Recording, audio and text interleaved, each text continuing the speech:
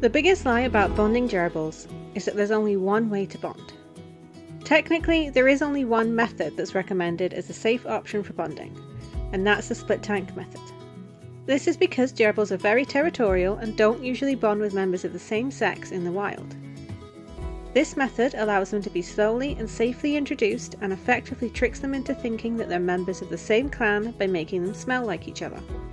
While this is the only safe method of introducing gerbils, if you ask different people on the steps involved, you'll likely get different answers depending on who you ask. This is because different people use different variations of the split tank method, most of which will be successful in at least some instances. You may hear from some well-meaning people that one specific variation is the only way to follow the split tank method, and even slight changes will cause it to fail. But this just isn't true. Just like there isn't one exact way to make friends, there isn't just one exact way to bond gerbils. There are some definite rules that must be followed to ensure the safety of the gerbils, but there are also many variations that can be tried if the particular steps you're following aren't working. Different variations may work better for different gerbils and different situations. As long as the essential elements are followed, and you're there ready to intervene should things go wrong, there's no harm in trying something different. Of course, just like when us humans make friends, there are no guarantees with any variation, but being too strict about adhering to one particular set of steps may not be beneficial for either the success of the bonding or your own stress levels. In this video, we'll go over the essential rules for bonding, as well as covering some different variations that can be tried and have been shown to work in at least some instances.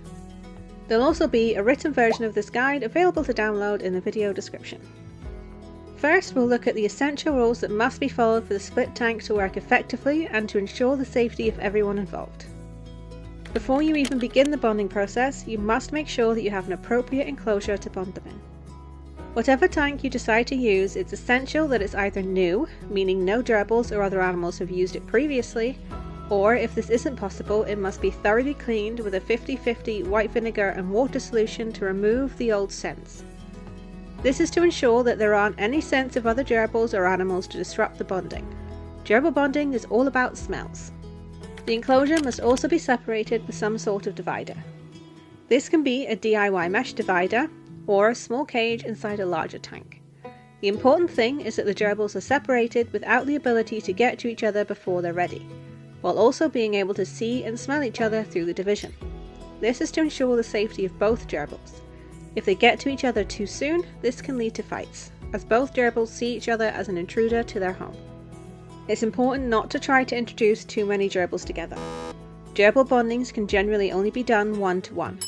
The only exception to this rule is introducing 2 young pups less than 8 weeks old to one adult gerbil, although this can carry an increased risk of declanning as the pups age. While gerbils are social animals and need the company of their own kind, they're very selective about their friends. In the wild, the only natural groups that form are between a male and female pair, and then larger groups are formed by this pair having children. Once these children reach maturity, fights tend to break out and the kids leave to form their own clans. They're not known to naturally form unrelated groups. This is why it's generally recommended to keep gerbils in pairs, as they're much more stable and less likely to fall out. And once a clan is formed, gerbils will tend to treat any new gerbil as an intruder and attack them. Or the new gerbil could destabilize the bond between the pair and cause them to fall out. So trying to add a new gerbil to an already established pair or trio can be extremely risky and could result in every gerbil ending up alone. Once you begin the bonding process, the gerbils must be swapped to a different side of the enclosure at least once per day. This is so that both gerbils can spread their scents equally over the enclosure and their smells get mixed together. The gerbil should always be on a different side of the divider each night to ensure an equal amount of time is spent on each side. So swaps should always be an odd number. Most recommendations suggest either 1 or 3 swaps per day. The gerbils shouldn't be introduced too soon. They need time to get their scents on everything and get used to each other, so they must be kept separate for at least 1 week, possibly more if there are difficulties or if they're bonding in a larger tank. When the gerbils are finally ready to meet each other, they must be very closely observed and separated if there are any negative signs. Descriptions and video examples of these signs can be found in my bonding video. Beyond these essentials, you may see lots of variations in the other steps of bonding. One thing that varies is the size of the tank used for bonding.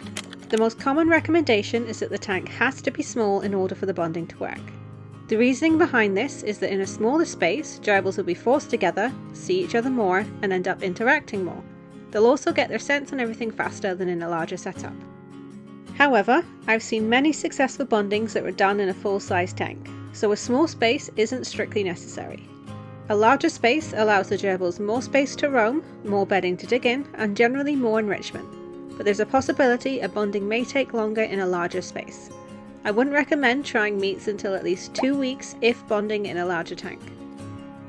I've personally used both methods, and while the smaller tank bondings took less time, the larger tank bondings were much less stressful for both the gerbils and myself, and it didn't feel like such a rush to get them together to get them out of a tiny space. Another thing that varies is whether or not to include hides. Some people suggest not to use any hides at all because it means the gerbils can hide from each other, but not having anywhere to hide could be quite stressful for prey animals such as gerbils. I've often used open-ended wood bridge hides against the divider so that if the gerbils do decide to hide, they can still see each other. However, I've also seen successful bondings where there are closed hides on opposite sides of the tank. I've also used platforms on opposite sides of the tank in my larger tank bondings, and it was still successful. In my first bonding, I removed the hides after the first few days, but I didn't in my second bonding, and it didn't seem to make much of a difference. But removing hides could be one option of varying the split if it's not working.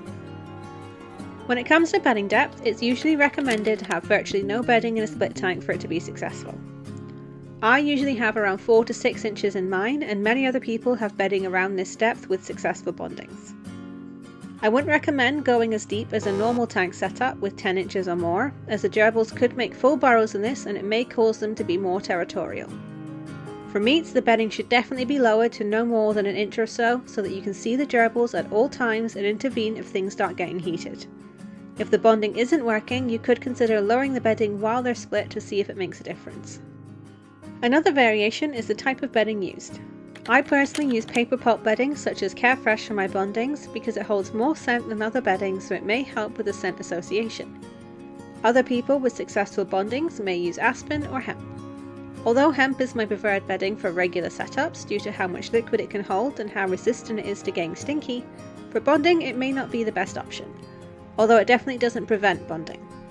If you're using something more scent resistant for your bonding and it's not working, even after giving them extra time, starting fresh with something like paper pulp could be something worth trying.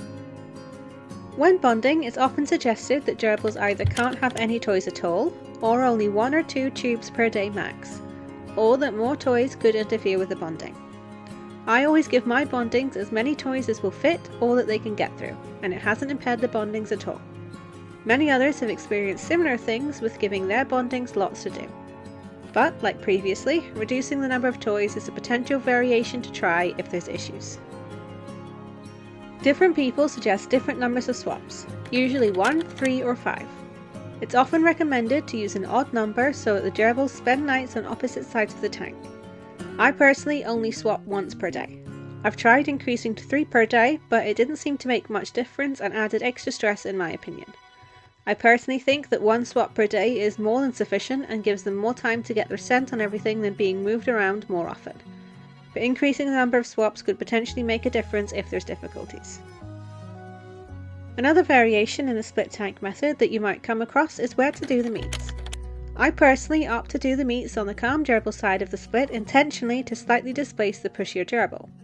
Although their scents will be well mixed by the time they start playdates, the freshest scent will be of whichever gerbil was there most recently. This may not always work though. Depending on the gerbil personalities, it could be worth removing the split and mixing the bedding around to make it as equal as possible. And if all else fails, you could try meets in a completely neutral space like a bathtub. This is often how breeders may do introductions, as it's how a male and female would naturally meet in the wild. But same-sex pairings aren't known to happen naturally. This is why we use the split tank method to try and trick the gerbils into thinking they're part of the same clan. This is why I wouldn't recommend neutral space meets in the first instance for same-sex bondings, although I have seen it work in some cases, and it may be useful as a backup option for gerbils that have unsuccessful meets with every other version and could perhaps be more territorial. You may also hear different suggestions for which ages to attempt bondings with. I personally prefer to do bondings with gerbils around a similar age if possible. This is so that they have a similar match of energies. But generally, a good match of personalities is more important. A more pushy or anxious gerbil tends to do best with a more relaxed or calm gerbil, but calm gerbils are usually okay with anyone. Some people may recommend doing bondings between an adult and a pup, which theoretically may be easier as an older gerbil would naturally accept younger siblings in the wild, so it may be a slightly more natural pairing. However, I don't like to do this as the bonding will never be guaranteed, and if a pup has been split up from their family in order to bond with someone new and it fails, that pup then risks being alone if they can't be rebonded with their siblings. I would much rather take in someone who is already alone so they have less to lose by taking the chance of bonding. Most people recommend not to free roam during bonding to try and keep the gerbils around each other as much as possible. I usually don't free roam, although I did a little bit in one of my bondings and it was still successful. I also know of people that regularly free roam while bonding and still have success.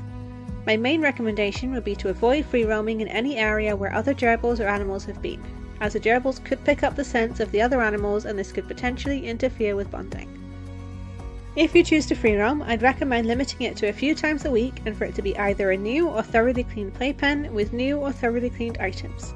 But if you're having trouble getting the gerbils to bond and have been giving them free roam time previously, it could be worth avoiding it for a bit and seeing if that helps things along. The most important thing I'd recommend while bonding is to intervene if things start looking negative. If you start to notice tension, separate them. It's better to separate sooner than allow tension to escalate into fights which will cause a negative association with each other.